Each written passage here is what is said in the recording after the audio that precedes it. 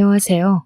저는 악질적인 며느리를 만나 난생 처음 누군가를 향해 강한 원망을 품어본 시엄마 되는 입장입니다.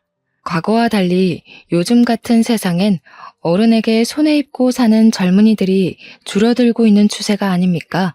당연히 부당한 대우를 받을 경우에 젊은이들이 으쌰으쌰 들고 일어날 용기가 있다는 건 손뼉 쳐주고 싶은 부분이에요. 그런 용기 있는 젊은이들 덕분에 사회가 계속 발전하고 자유로워진 거라고 생각합니다. 하지만 때와 장소를 모르거니와 늙은이라면 무조건 틀렸다고 생각해 태클을 거는 젊은이들은 요즘 사회의 분위기를 잘못 읽은 게 아닌가 싶어요. 제가 곧 나이 70을 바라보게 된 늙은이긴 해도 최대한 젊은이들 생각을 이해해 주려고 했고 간섭하지 않으려고 노력했는데 아무리 젊은이들이라 해도 사람 자체가 진작에 망가진 꼴이라면 제가 아무리 애써봤자 무용지물이더군요. 그럴수록 서로의 관계가 안 좋은 쪽으로 흘러갈 수밖에 없다는 걸 알았습니다. 반평생 이상을 살았음에도 나름대로 큰 고비 없이 살아왔는데 처음으로 제 심장이 나락으로 떨어지는 일을 겪었습니다. 그게 우리 아들 며느리 때문이라는 것이 무엇보다 가슴이 아프네요. 우리 며느리 얘기 한번 들어보고 가주시겠어요? 저와 남편한테는 정말 작고 소중한 아들이 하나 있습니다. 저는 현 남편과 재혼을 한 사이인데요. 제가 전 남편과 이혼을 한 이유는 난임 때문이었습니다. 그 시절에는 애 하나 제대로 낳지 못하면 소방 맞고 이혼당하는 게 흔한 시절이었어요. 그런 시대에서 저는 결혼 2년 차에 불임에 가까운 난임이라는 진단을 받고 말았고 시모의 구박과 남편의 방관을 못 이겨 1년 만에 시댁을 스스로 나오고 말았습니다. 사실은 쫓겨난 거나 마찬가지죠. 원치 않는 합의 이혼으로 이혼녀가 되어버렸으니까요. 그래도 제가 나름 성실하게 살았던 덕분인지 늦게나마 좋은 인연을 만나게 되었는데요. 다행히 착한 남편을 얻는 덕에 제 인생엔 결코 없을 줄 알았던 소중한 아기를 낳을 수 있었습니다. 제가 난임은 맞지만 시술을 통해 극적으로 얻게 된 아이라서 제겐 우리 아들이 처음이자 마지막인 자식이었고 흔쾌히 제 목숨을 내걸 수 있을 만큼 무척 소중한 존재입니다. 보통 그렇게 귀하게 얻은 자식이라면 과잉보호 방식으로 육아를 했겠다고 말씀들 하지만 저는 오히려 반대였어요. 둘도 없는 소중한 아이이기 때문에 우리 아들을 제 품에 가둬두기보단 원하는 대로 누리며 살도록 만들어주는 게 목표였습니다. 한편으론 당연히 부모로서 자식이 뭐라든 걱정되었죠. 저도 다른 부모들처럼 내 아이가 최고고 내 아이가 제일 잘나고 똑똑하다는 생각을 했고 계속 신경 써주고도 싶었고 학원을 2개, 3개 보내주고도 싶었어요. 하지만 오로지 우리 아들만 생각해서 그런 집착스러운 마음은 묻어두려고 노력했을 뿐입니다. 그건 남편 생각도 마찬가지였어요. 저와 남편은 어렵게 살아온 형편은 아니었습니다. 남편은 당시 이미 30대의 나이에 경양식 돈가스 집을 운영하고 있었어요. 번화가에 위치해 있었는데 돈가스도 팔고 파스타도 팔고 각종 브런치를 팔아서 나름 장사도 잘 되던 가게였습니다. 그러니까 저는 그때 남편의 돈가스 집에 아르바이트생으로 갔다가 처음 만나게 된 사이였어요. 당시 제가 돈가스 가게에 지원했을 때 나이가 28살이었습니다. 첫 번째 결혼을 25살에 했는데 3년간 난임으로 시댁에 시달리다가 이혼하고 나와서 먹고 살기 위해 도전한 일이 바로 돈가스집 알바였던 거예요. 그 돈가스 가게를 사전 조사해봤을 땐 아르바이트생 대부분이 20대 초반 대학생들로 많이 이루어져 있더라고요.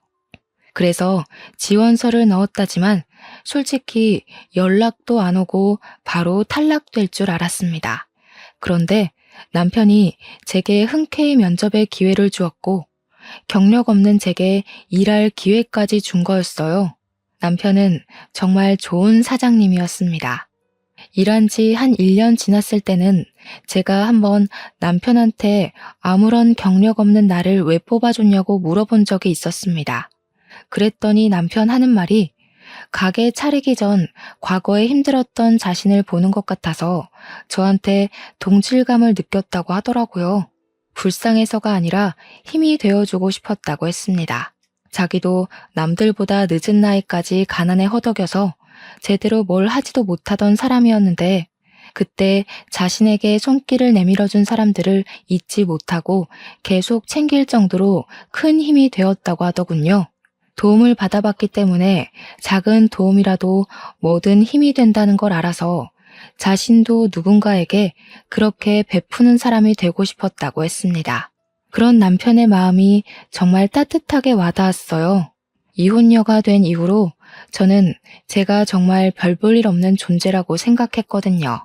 남편이 보여준 마음 덕분에 저도 모르게 감정이 많이 흔들렸는데 어느새 남편을 더 알아가고 싶고 계속 같이 있고 싶다는 생각이 들더군요.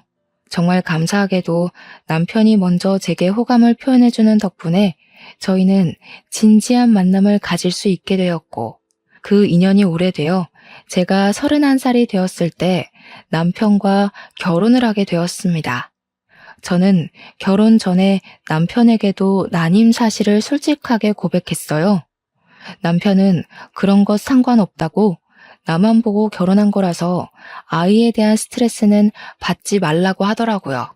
저의 난임 사정을 이해해준 남편에게 고마워서 저는 적극적으로 시험관을 알아봤습니다. 남편이 저를 좋아해서 그렇게 양보를 해준 거지. 사실은 아이를 원치 않는 게 아니라는 걸 눈치껏 알았기 때문에 저도 남편한테 노력하는 아내가 되고 싶었어요. 그 마음을 하늘이 알아준 건지 열심히 바라고 또 바란 노력 끝에 임신에 성공을 하게 되었습니다. 얼마나 기뻤는지 몰라요. 기뻐서 흘리는 눈물을 그 당시 처음이자 마지막으로 느껴보았습니다. 남편도 정말 많이 좋아해 주었어요. 제게 고생했다고 앞으로는 자기가 뭐든 간에 다 해주겠다며 또 고마운 마음을 표현해 주는데 그 순간 제 주위에만 꽃이 흩날리는 것 같았습니다. 요즘이야 관리만 잘하면 40대에도 아이를 낳을 수 있잖아요. 그런데 그 시절엔 제 나이 30이면 많이 늦은 노산이었어요. 그럼에도 불구하고 저는 33살에 문제없이 아들을 낳는데 성공을 하였습니다. 아들의 존재는 저와 남편의 관계를 더욱 돈독하게 만들었습니다.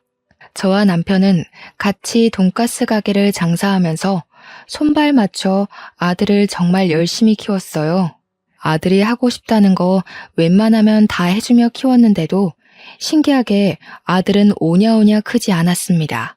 오히려 초등학교 때부터 반장을 쭉 해오더니 고등학교 때는 전교 회장까지 하는 저희는 아들 보는 것만으로도 이미 효도받고 있는 셈이라서 아들한테 별다르게 원하는 것이 없었거든요. 그런데 제 아들 입장은 저희와 또 달랐나 봅니다. 저희는 생각지도 못했던 기특한 점이 하나 있었는데요. 아들이 어느 날 그런 말을 하더라고요. 자기는 경영 공부를 해서 남편 가게를 프랜차이즈화 시키는 게 목표라고 말입니다. 그 말이 괜히 한 소리가 아니라는 걸 아들은 차차 증명해 보였어요. 학원 필요 없다고 해서 보내지도 않았는데 대단하게도 혼자 힘으로 명문대에 합격했고 대학 가서 열심히 공부하면서 이것저것 혼자 뭘 알아보더니 장학금까지 모으고 있었더라고요. 아들이 말해주기 전까진 저희는 정말 몰랐습니다. 그리고 아들은 대학교 졸업하자마자 대기업에 바로 입사했고 월급으로 5년 동안 알뜰살뜰 돈을 모아 작은 건물을 매매해 돈가스집 2호점을 차렸습니다. 준비되자마자 대기업은 바로 퇴사를 했죠. 모든 걸 스스로의 힘으로 다 끝내놓고 저희에게 알려준 아들의 고백에 대견함을 느꼈지만 한편으로는 걱정도 되었습니다. 사실 저는 아들이 좀 더 안정적인 직업을 가졌으면 했거든요. 자영업은 수입이 불규칙적이잖아요. 대기업까지 붙을 능력을 갖고 있는 아들이 굳이 어려운 길을 가려고 해서 마음이 좀 불편했습니다. 그래서 아들을 설득할까 싶었지만 아들이 어릴 때부터 워낙 자기 아빠의 가게를 좋아하기도 했고 항상 입버릇처럼 프랜차이즈화 시키고 싶었던 목표를 가지고 있었단 걸 아니까 끝내 아들의 아까운 재능이 무산되는 걸 막지는 못했습니다. 남편도 저더러 아들 하는 일에 괜히 끼어들 생각하지 말고 잠자코 지켜만 보라면서 멀리서 응원해주는 게 부모 할 일이라고 하더라고요. 남편은 아들이 원하는 목표를 위해 혼자 고군분투하여 출발 지점까지 왔다는 것만으로도 너무 기특해 죽겠대요. 생각해보니 맞는 것 같더라고요. 부모한테 미천을 도움받지도 않고 혼자서 2호점을 차린 거잖아요. 역시나 제 걱정이 무색하게 아들은 음식 장사에 엄청난 소질이 있었습니다. 손님 다루는 태도도 능숙했고 무엇보다 메뉴를 개발해서 남편과 의논하는 솜씨가 참 놀라운 리더십이라고 봤습니다. 괜히 학창 시절에 반장 회장을 한 아이가 아니더라고요. 제가 봐도 제 아들이 너무 멋있어 보였어요. 팔불출엄이라서 그런 거라고 생각하실 수 있지만 적어도 제 눈에는 1분 1초도 허투루 살지 않은 아들이 놀랍기만 했어요. 아들은 일주일에 수십 가지 메뉴를 연구했는데 저희더러 시식해보라고 여러 번 찾아왔었거든요. 신기하게 저희처럼 나이 든 사람 입에도 전혀 부담 없이 맛있더라고요. 요리에 센스도 있고 요식업에 성공하고자 열정이 가득 찬 아들을 보니 남편 말이 맞는다는 걸 깨달았습니다.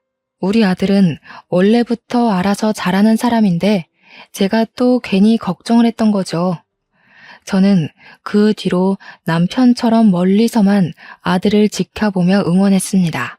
그렇게 새로운 신메뉴부터 인기 메뉴까지 선보이다 보니까 1호점보다 홀 크기가 훨씬 작은 2호점 매출이 더 많이 나오는 지경에 이르렀어요. 아들이 오로지 혼자 이뤄낸 성과물이라서 얼마나 자랑스러운지 모릅니다. 아들은 신메뉴의 보장을 확실히 본 뒤에 1호점에도 출시를 시켰고 1호점, 2호점 모두 매출 폭등의 기적을 일으켰습니다. 정말 대견하지 않습니까? 덕분에 남편은 그동안 찍어보지 못했던 매출까지 찍으면서 직원을 2명 더 구해야 하는 상황까지 왔어요. 저는 손님들에게 제 아들이 성공해서 부모 호강시켜준다고 엄청 자랑도 많이 했습니다. 우리 멋진 아들, 도무지 팔불출처럼 자랑하지 않고서는 못 배기겠더라고요. 아들이 이렇게만 지내주다가 좋은 사람한테 장가간다면 더없이 행복할 거라 생각했는데 아들이 장가를 가자마자 저는 제 인생 처음으로 낭떠러지 앞에 우뚝 서게 됩니다. 한 번도 속 썩인 적 없는 똘똘한 우리 아들한테서 정말 상상도 못할 큰 스트레스를 받은 적이 있었는데요. 정확히는 아들이 아니라 아들이 달고 온 혹 때문에 제가 뒤로 넘어갈 뻔한 일을 겪게 되었죠. 30대가 된 아들이 결혼할 여자라고 데려온 며느리는 당연히 첫 대면에선 문제가 없었습니다. 어머님 하면서 우리 아들처럼 사교성도 좋았고 젊은 사람같이 싱그럽게 애교도 곧잘 부렸어요. 딸 없는 서름을 그때 처음 느꼈을 정도로 며느리는 예쁜 짓을 많이 했습니다. 무엇보다 제가 며느리를 마음에 들어했던 건 며느리가 동물병원 간호사였기 때문이었어요. 저와 남편은 결혼을 하면서 귀한 아들을 얻기 전에 새 식구를 둘이나 들인 적이 있는데요. 누가 남편 가게 앞 전봇대에다가 버리고 간 유기견들입니다. 당시 작고 하얀 개가 2마리 있었는데 병원에 데려가서 물어보니 둘 다 3개월 정도 된 아이라고 하더군요. 저희 부부가 손수 건강검진까지 시켜줬는데 다행히 저희가 빨리 발견해주는 덕에 건강에는 문제가 없었습니다. 문제는 그 강아지들을 버리고 간 주인이었어요. 치료나 검사는 마쳤지만 이 강아지들을 다시 전봇대 앞에 데려다 놓을 수가 없겠더라고요. 주인 전화번호가 있는 것도 아니었고요. 제가 차마 강아지들을 떠나지 못하고 있으니 고맙게도 남편이 먼저 저한테 키워보자고 제안을 먼저 해주었어요. 강아지들을 저희가 키우기로 한 이유는 저 때문이기도 하지만 제가 그날 남편에게 가게에서 프로포즈를 받은 날이기도 했거든요. 같이 마감하고 집에 가려던 차에 개들을 발견했기 때문에 뭔가 특별한 날에 주어진 선물 같은 존재라고 느꼈습니다. 그때만 해도 제가 난임이라서 애를 못 낳을 줄 알았거든요. 그래서 강아지들을 우리 자식들로 생각하며 키우기로 한 거였어요. 그런데 그 후로 기적처럼 아들이 태어났고 아들도 강아지들이랑 남매처럼 정말 잘 지냈습니다. 나이가 들어 무지개 다리를 건넌 개들이 낳은 새끼가 있었는데 며느리가 들어왔을 때는 그때 그 새끼들이 성견이 되어 있던 상태였어요. 며느리가 동물병원 간호사라니까 괜히 우리 강아지와 잘 맞을 것 같고 좋은 식구가 되어줄 것 같다는 생각이 들더라고요. 아들이 여자 보는 눈까지 좋아서 이렇게 동물의 진심인 며느리까지 들어왔구나 싶었습니다. 모든 세상이 제 편에 서서 저를 응원해준다고 생각했어요. 지금 돌아보면 참 일차원적인 마음이었던 거죠. 너무 안일했어요. 아들이 결혼하고 신혼여행 다녀온 뒤 아들과 며느리가 저희 집에서 하룻밤 자게 되었는데요. 모두가 각자 잠자리에 든 새벽, 거실 밖에서 개들이 자꾸 짖는 소리가 들리는 겁니다. 남편은 골아떨어져서 몰랐는데 저는 원래 잠기가 예민해서 방음 잘 되는 방이라도 애들 소리를 잘 듣곤 했습니다. 평소 불 다 꺼진 새벽에는 개들이 짖지 않는데 무슨 일인가 싶어 슬쩍 나가봤거든요. 그런데 의외로 며느리 목소리가 같이 들리더라고요. 이 개놈 자식들이 가만 안 있어? 침 흘리는 것 좀 봐. 더럽게 어딜 가까이 오라고. 주워온 개들이 낳은 새끼들이래. 접종이나 제대로 했는지 모르겠다. 아이씨, 저리 안 가? 며느리는 우리 개들을 발로 쭉 밀어내며 누군가랑 통화하고 있었습니다. 결혼 인사 왔을 때만 해도 우리 개들을 사랑스러운 눈으로 봐주던 며느리가 저희 애들을 개만도 못한 취급하는 걸 보고 충격 먹었어요. 제가 용화시켜 사연을 쓴 거지 실제 며느리 행실은 감히 누구한테 일러주기 무서울 정도로 과격했습니다.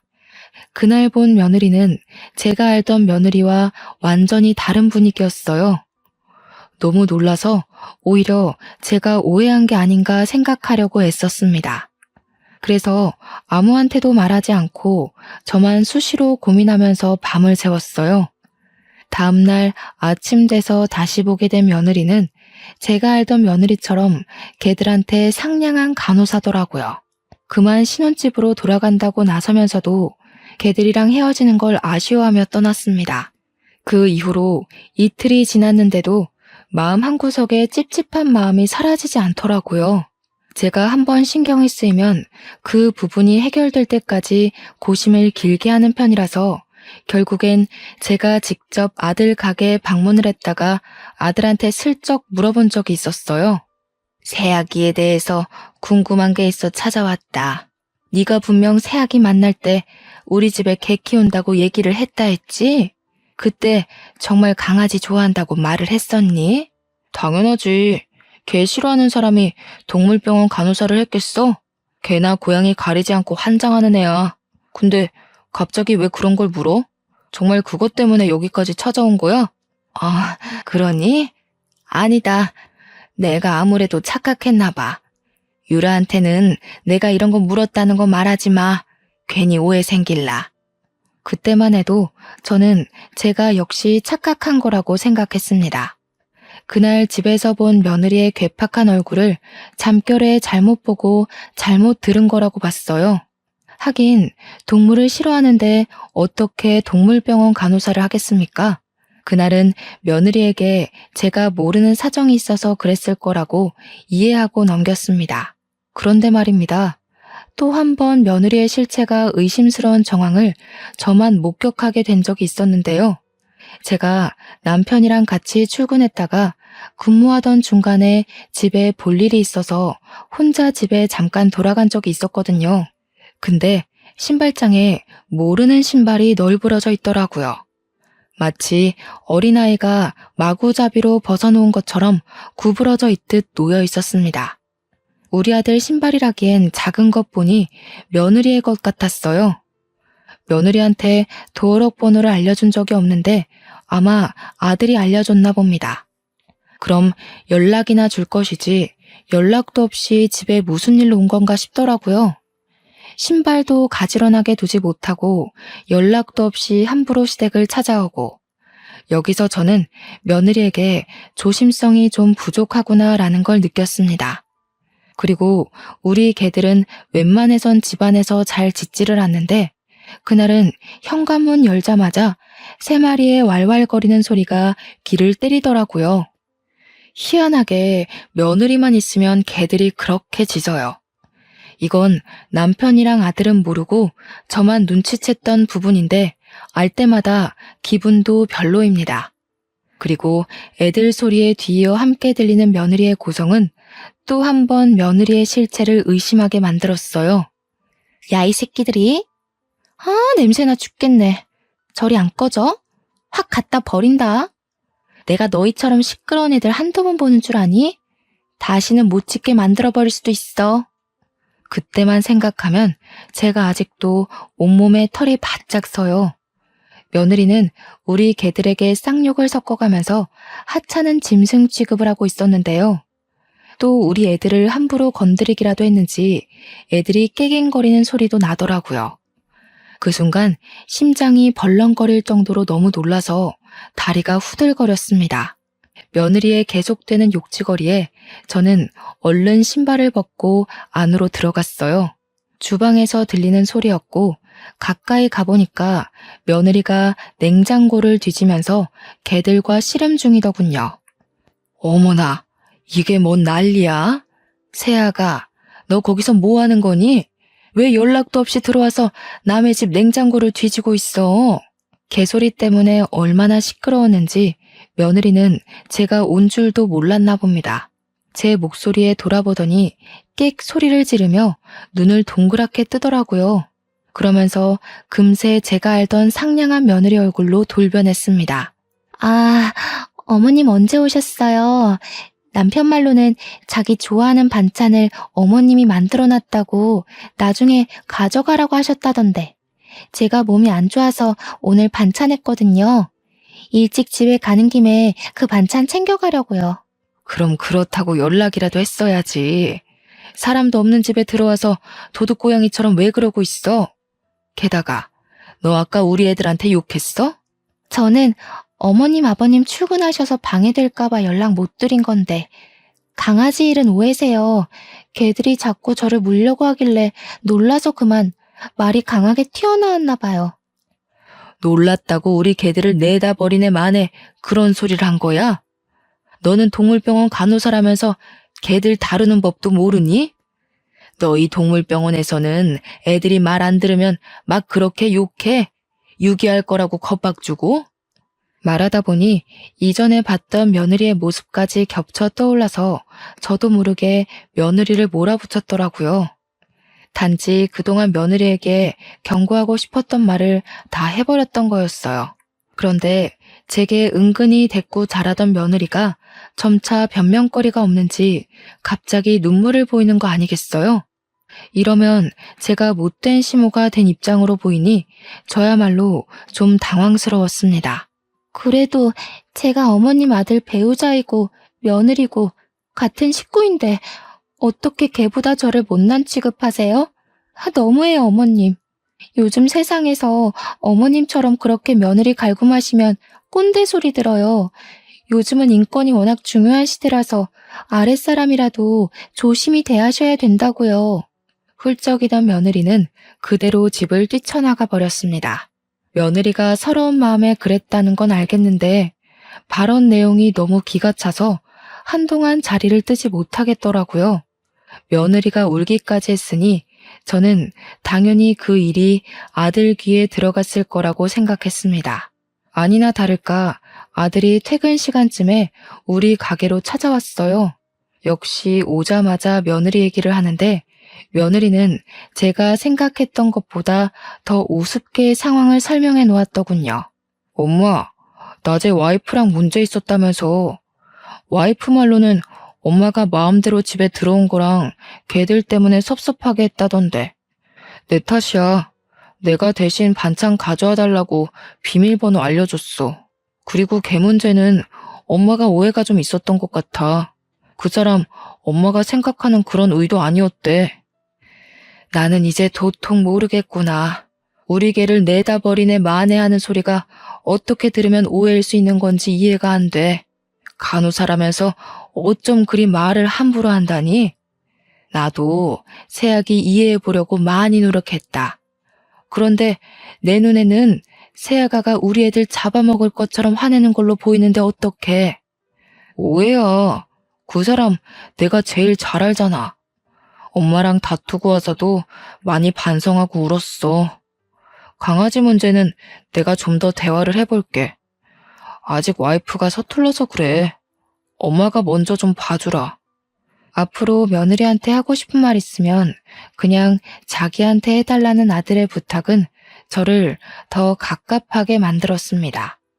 아들은 제 이야기를 귀 기울여 들어주었지만 내뱉는 답변은 계속 서로 오해를 했던 것 같다고만 했어요. 처음으로 아들과 대화하면서 벽을 느꼈던 순간입니다. 서운했으나 이해도 되었어요. 며느리의 그런 모습을 본 건 저밖에 없었거든요. 그러니 남편이랑 아들이 저를 위로해 주더라도 딱히 믿어주는 눈치는 아닐 수밖에요. 말했다시피 며느리는 제가 그런 모습을 목격하기 전만 해도 선녀처럼 여린 여자였으니까요. 그러나 꼬리가 길면 밟힌다고 며느리의 실체를 남편과 아들이 제대로 알게 된 일이 끝내 발생하고 말았는데요. 저희 개들이 감기에 걸렸을 때였어요. 폐렴 검사를 해봐야 될 것 같아서 아들 제안으로 며느리 병원에 맡긴 적이 있었습니다. 솔직히 저는 며느리 병원에 맡기는 것이 탐탁치 않았지만 아들이 직접 개들을 데려간 거라 어쩔 수가 없었어요. 아들은 며느리한테 개를 맡기고 바로 출근을 했고 며느리가 퇴근할 때 아들이 태우러 가서 같이 우리 집에 넣어주기로 약속이 되었습니다. 며느리 혼자만 저희 애들을 본다고 했다면 제가 끝까지 만류를 했겠지만 며느리 병원에는 보는 눈이 많기도 했고 또 아들이 일을 마치면 같이 개들이랑 있을 거잖아요. 그래서 못 믿어온 마음을 애써 숨기고 보내준 겁니다. 그런데 며느리는 제가 예상했던 것보다 훨씬 교활하고 개념이 없는 사람이더라고요. 요즘 젊은 사람들이 다 며느리 같은 건 아닐 텐데도 며느리 하나가 너무 센 존재였다 보니 젊은 애들 전부가 며느리처럼 이기적이고 악랄해 보이는 거 있죠? 걔들이 도착해도 벌써 했을 시간인데 연락 주기로 한 아들은 계속 깜깜무소식이었는데요. 결혼하고 나서부터는 아들한테 괜히 부담되고 싶지 않아서 제가 먼저 전화를 잘 안 했거든요. 그런데 그날은 약속 시간에 너무 늦길래 오래간만에 아들한테 먼저 전화를 걸어보았습니다. 받자마자 아들 목소리가 안 좋다는 것이 바로 짐작되더라고요. 걱정이 되어서 무슨 일 있냐고 물어봤는데 뒤이어 아들이 하는 말은 저를 기절초풍하게 만들었습니다. 어떡해 엄마, 유라가 애들을 잃어버렸대. 지금 최대한 주위 둘러보고 있어. 추운데 괜히 나서지 말고 기다려줘. 애들 찾으면 바로 연락할게. 그러니까 당시 상황은 며느리가 퇴근하고 개들을 데리고 나와서 아들 차를 기다리는 동안에 개들이 갑자기 발광을 했고 며느리는 힘에 부쳐서 개들을 놓쳤다는 거였습니다.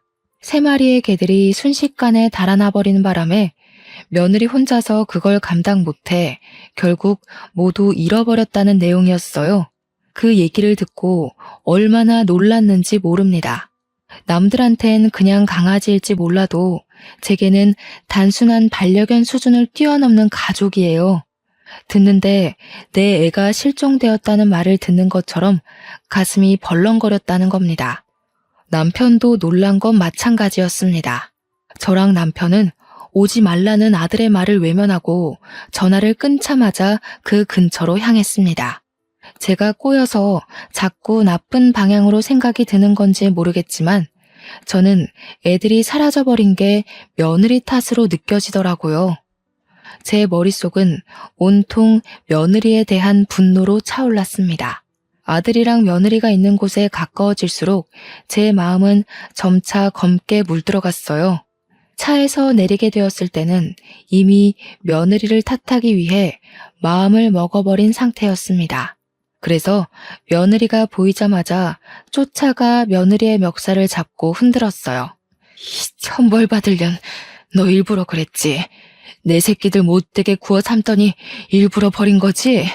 내가 언젠간 너 사고 낼 줄 알았다. 그래도 그동안은 너를 이해해보려고 해서 눈 감아 줬거늘. 기어이 네가 이런 식으로 나와? 그럼 나도 더 이상 넘어가 줄 필요가 없지. 왜 이러세요, 어머님? 제가 무슨 일부러 했다고 그러세요? 세 마리가 동시에 발악을 하는데 제가 혼자서 무슨 수로 개들을 다 붙잡아 두냐고요. 어머님 저번부터 자꾸 절 이상하게 오해하시는데 계속 이러시면 저 진짜 화낼 수밖에 없어요. 내가 오해를 한 건지 아니면 맞게 본 건지 그건 네 말만 들어선 모를 일이지. 만약 내가 정말 오해를 한 거라면 난 네 앞에서 무릎 꿇고 머리도 조아릴 수 있다. 그러는 넌 나만큼 떳떳하게 네 말에 책임질 수 있니? 왜? 연기한 게 너무 많아서 막상 내가 이렇게까지 나오니까 겁이 나? 저는 재혼을 하고 나서부턴 화라곤 내본 적이 없는 사람입니다. 그건 남편이랑 아들도 아는 사실이에요. 저더러 항상 힘나는 비타민 같은 존재, 잔잔한 안개꽃 같은 존재라고 칭찬을 했었으니까요. 그런 제가 목청 높여서 며느리를 다그치자 남편과 아들이 많이 놀란 듯 했습니다. 황급히 저를 말리며 진정시켰어요. 그 와중에 며느리는 제 엄포에 당황해서 아들 뒤에 숨고 난리를 부리더군요. 억지로 짜낸 눈물을 그렁그렁 매달고서 말입니다. 일단 애들 찾는 게 먼저라는 남편 말에 저는 뒤늦게 정신을 붙들고 주위를 샅샅이 뒤졌습니다. 아이들 이름을 부르며 지나가는 사람 붙잡고 물으며 사방팔방을 돌아다녔어요. 워낙 정신 빠져 있었던지라 저는 제가 울고 있는지도 몰랐습니다. 울면서 뛰어다니니까 나중에는 사람들이 무슨 일 있냐고 알아서 물어봐 주기도 하더군요. 하지만 당장 그날에 아이들을 찾는 건 실패하고 말았습니다. 너무 절망적이었지만 주저앉아만 있는다면 아이들 찾을 기회는 영영 사라질 테니 저는 정신 똑바로 차리고 매일매일 방도를 찾았죠. 제가 가게 일도 못 보고 아이들 찾는 데만 몰두하고 있으니 남편도 제 곁에서 손길을 보태주었고 아들이랑 며느리도 퇴근하면 저를 도와 실종 전단지라도 더 나눴습니다. 반드시 찾을 거라는 일념 하나만 생각하며 움직였는데 제가 무슨 짓까지 했냐면 거리에 주차된 블랙박스랑 주위 건물 CCTV까지 제발 사정하고 부탁해서 확인을 했어요. 도로 CCTV의 경우 경찰의 허가가 있어야 된다고 하길래 그런 것까지 알아볼 정도로 진심을 쏟아부었죠. CCTV를 확인할 때 남편은 제 곁을 지켜줬고 아들이랑 며느리는 출근 때문에 적정 시간만 돕다가 집으로 돌아간 상황이었습니다. 그렇게 확인한 CCTV 자료에서 저는 며느리 실체에 대한 확신을 얻은 셈이었고 남편은 생소한 며느리 모습에 굉장히 충격을 받았어요. 제가 확인했던 블랙박스, CCTV를 다 조합해보면 며느리가 우리 애들을 일부러 버렸다는 걸 쉽게 알 수 있었습니다. 카메라에 며느리 모습이 대거 찍혀 있었는데 며느리가 인도에서 나오더니 주위를 둘러보다가 개들을 도로 쪽으로 풀어버리는 거 아니겠어요? 그렇게 며느리에게서 해방된 개들은 도로를 막 뛰다가 차편의 위협을 받기도 했고 중구난방으로 방향까지 못 잡다가 건너편으로 사라져 버렸습니다. 다행히 차들이 신호를 받은 상태여서 2차 사고 위험은 없었어요. 그땐 아들이 며느리에게 당도하기 전이라서 그 사실을 알고 있는 사람은 저와 며느리뿐일 겁니다. 남편도 이제야 며느리의 진짜 얼굴을 알게 되었으니 충격이 클 테죠. 마치 제가 며느리의 실상을 처음 봤던 순간처럼요. 모든 걸 본 저와 남편은 며느리한테 나란히 화가 나서 이거 이대로 두면 안 되겠다는 생각을 했습니다. 우선 저희가 장사 자리를 너무 오래 비웠기 때문에 남편은 장사로 돌아가야 했고, 나중에 아들을 따로 불러서 며느리가 일으킨 사건에 대해 논하기로 했습니다. 그리고 저는 아침부터 당장 며느리 동물병원으로 찾아갔습니다. 제가 동물병원에 등장하자 며느리가 좀 놀라더라고요.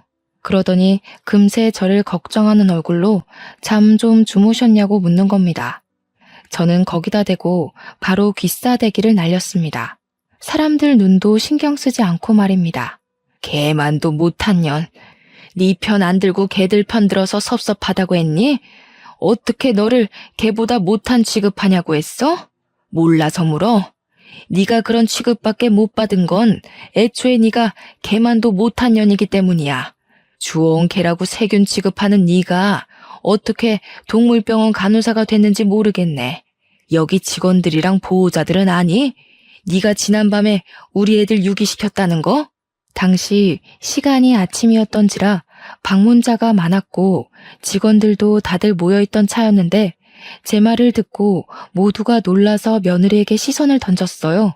당황한 며느리는 얼굴이 시뻘개져서 저를 어떻게든 끌고 나가려고 했습니다. 저는 그런 며느리를 밀치고 원장이라는 사람을 찾기 위해 이리저리 돌아다녔죠. 그리곤 원장실 한 곳을 들어가 의사 선생님한테 다짜고짜 CCTV를 보여주었습니다. 선생님, 여기 이 아가씨가 안고 있는 강아지 3마리를 어떻게 하는 걸로 보이세요? 놓친 게 아니라 일부러 놓은 걸로 보이지 않나요? 이 강아지들 기억나시죠?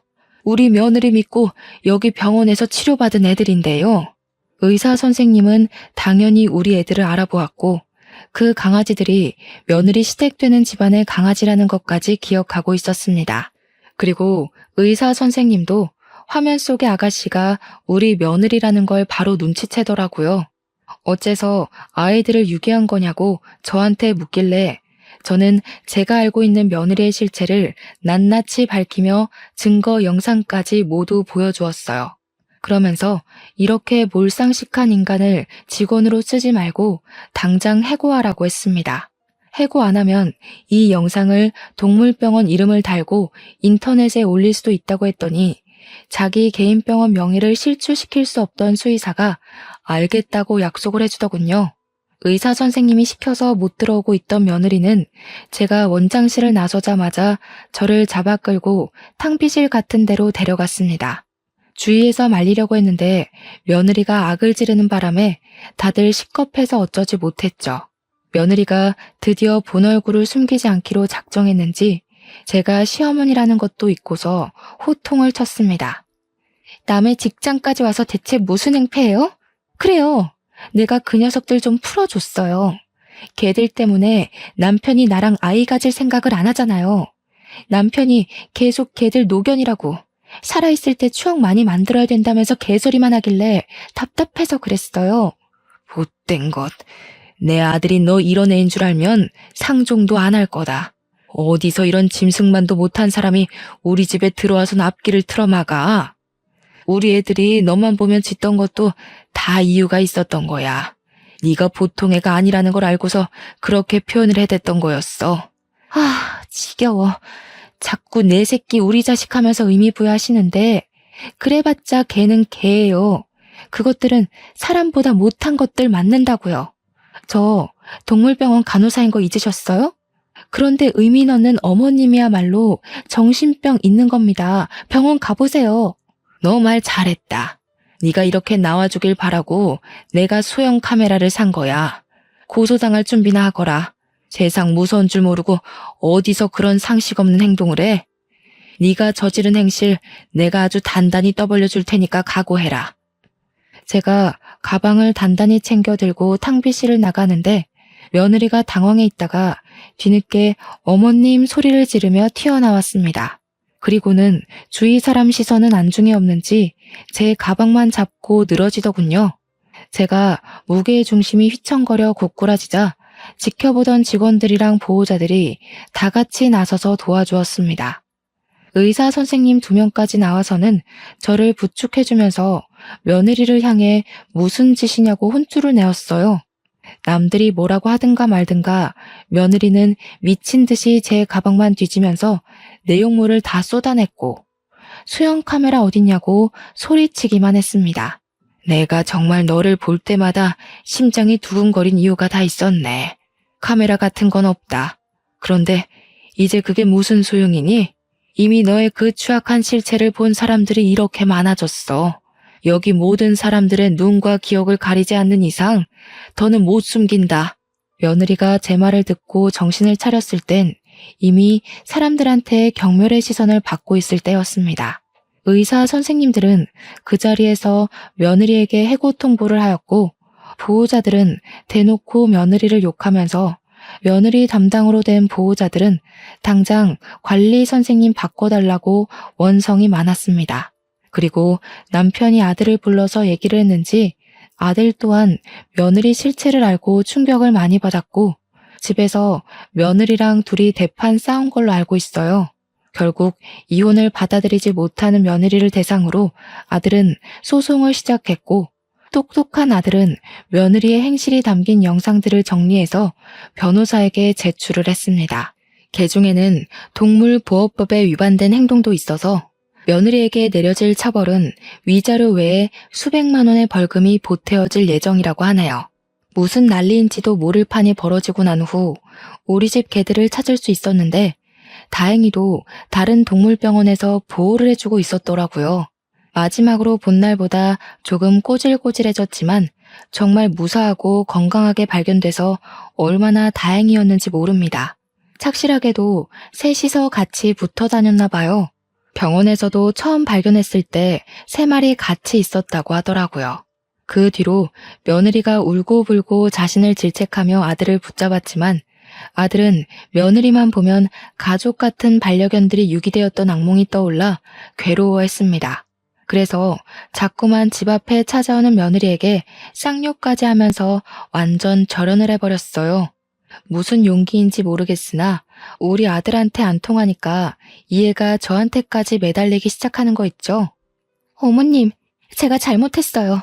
어머님이 저보다 개들을 더 예뻐하는 것 같아서 질투나서 그랬던 거예요. 제가 정말 실수했어요. 한 번만 용서해 주세요. 저희 아빠 엄청 보수적이라서 저 이혼당한 거 알면 진짜 큰일 나요. 너는 내가 아주 만만한가 보구나. 들키면 눈 감아주고 빌면 넘어가주고 하니까 나를 아주 쉽게 봤나 본데 잘못에 대한 대가를 받아야 다신 헛짓거리 안 하지 않겠니? 가서 너희 부모한테 다시 교육받고 똑바로 살거라. 며느리를 그렇게 쫓아보내버렸더니 저희 가정은 기다렸다는 듯 바로 평화가 찾아왔습니다. 그리고 아들은 제게 그동안 믿어주지 않아서 죄송하다고 사과를 했어요. 남편도 저더러 혼자 며느리 실체를 눈감아주고 있느라 버거웠겠다면서 미안하다고 하더군요. 저는 애초부터 아들과 남편을 원망하진 않았습니다. 제 말을 못 믿어줄 때 약간 서운한 건 있었지만 둘의 반응을 제가 이해 못하는 것도 아니었으니까요. 며느리가 정상적이기만 했어도 저는 아들네 부부에 터치하는 일은 없었을 겁니다. 하지만 파렴치한 며느리라면 제가 어찌 무시만 하고 있을 수 있겠나요? 아들이야 워낙 똑똑해서 마냥 당하고만 살 사람은 아닌 걸 알기 때문에 충분히 알아서 잘할 거라고 믿어 의심치 않았지만 우리 강아지들은 아니잖아요. 강아지들은 여전히 가족들의 손길이 필요한 존재란 말입니다. 감히 내 새끼들을 건드렸다면 저는 그런 사람을 가족으로 둘 생각도 옆에 둘 생각도 없는 사람이에요. 반려견을 안 키우는 분들은 가족과 반려견을 동등히 하는 제 마음을 이해하기 어려울 겁니다. 그분들 마음까지 강요해서 위로받을 생각은 없어요. 하지만 다들 동물이라고 함부로 해도 되는 존재로 생각하지 말아주셨으면 해요. 생명의 가치를 제가 감히 지정할 순 없겠지만 세상 모든 사람들도 저와 똑같이 목숨을 평가할 권리는 없는 거잖아요. 나쁜 마음 먹는 사람은 있어도 나쁜 마음 먹는 동물은 없다는 거. 아는 지인한테 들었었는데 감명이 깊었던지라 남겨봅니다. 모두가 존중받고 존중할 수 있는 사회가 되어갔으면 좋겠네요. 제 사연 들어주셔서 감사합니다. 따뜻한 하루 보내세요.